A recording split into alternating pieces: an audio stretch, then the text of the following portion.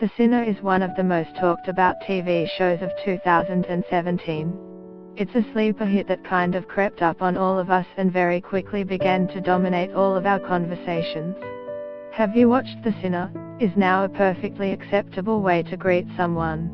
Listen, the binge hosts discuss The Sinner's most controversial scene and its biggest plot hole.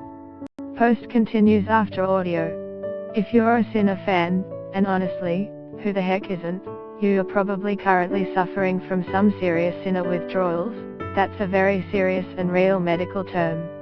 Luckily we've rounded up a few more TV shows to fill that big ole Sinner-shaped hole in your heart. Get ready to binge, people. If you're looking for another dark widget, you can't go past Alias Grace. Alias Grace is the latest Margaret Atwood adaptation to hit Netflix.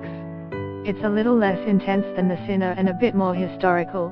They wear bonnets, people, bonnets, but it's definitely an enthralling watch. The miniseries, and the book, follows the story of Grace Marks, an Irish immigrant who was convicted of murdering her Canadian employer and his housekeeper. Basically, it's murder mystery in which nothing is really as it seems. To add to the general spookiness, Atwood based her book on a true story.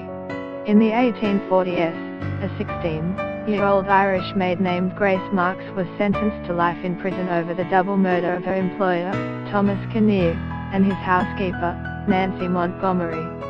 Her accomplice, stable hand James McDermott, was hanged over the murders.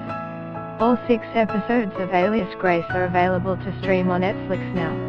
If you've ever wondered what it would be like to sit across from a serial killer and ask them anything you like, Madhuda is the series for you.